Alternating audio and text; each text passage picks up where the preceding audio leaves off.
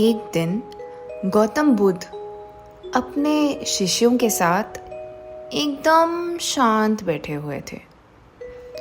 उन्हें इस प्रकार बैठे हुए देख शिष्य चिंतित हुए कि कहीं वो अस्वस्थ तो नहीं है। एक शिष्य ने उनसे पूछा कि आज वह मौन क्यों बैठे हैं? क्या शिष्यों से कोई गलती हो गई है? इसी बीच एक अन्य शिष्य ने पूछा कि क्या आप अस्वस्थ हैं? पर बुद्ध मौन रहे। तभी कुछ दूर खड़ा व्यक्ति जोर से चिल्लाया, आज मुझे सभा में बैठने की अनुमति क्यों नहीं दी गई है? बुद्ध आंखें बंद करके ध्यान मग्न हो गए। वह व्यक्ति फिर से चिल्लाया, मुझे प्रवेश की अनुमति क्यों नहीं मिली?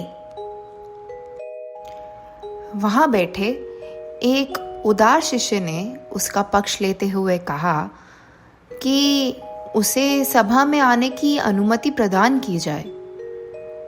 बुद्ध ने आंखें खोली और बोले, नहीं, वह अछूत है, उसे आज्ञा नहीं दी जा सकती।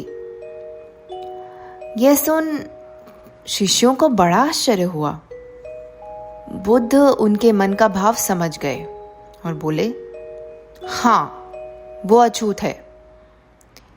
इस पर कई शिष्य बोले, हमारे आश्रम में जात पात का कोई भेद ही नहीं है, फिर वह अछूत कैसे हो गया?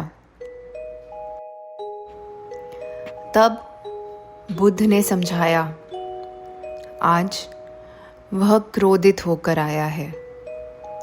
क्रोध से जीवन की एकाग्रता भंग होती है। क्रोधी व्यक्ति प्रायः मानसिक हिंसा कर बैठता है। जब तक वह क्रोध में रहता है तब तक अछूत होता है।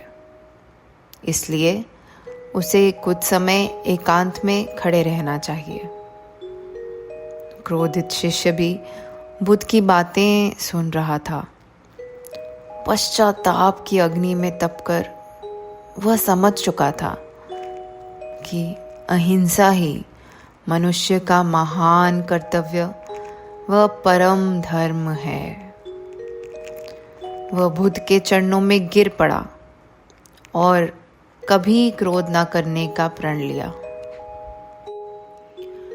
क्रोध के कारण व्यक्ति अनर्थ कर बैठता है और पश्चाताप उसे बाद में होता है, जिसका कोई लाभ नहीं मिलता। इसलिए हमें क्रोध नहीं करना चाहिए। असल मायने में क्रोधित व्यक्ति अछूत हो जाता है और उसे अकेला छोड़ देना चाहिए। क्रोध करने से तन, मन और धन तीनों की हानि होती है। क्रोध से ज्यादा हानिकारक कोई और वस्तु नहीं है।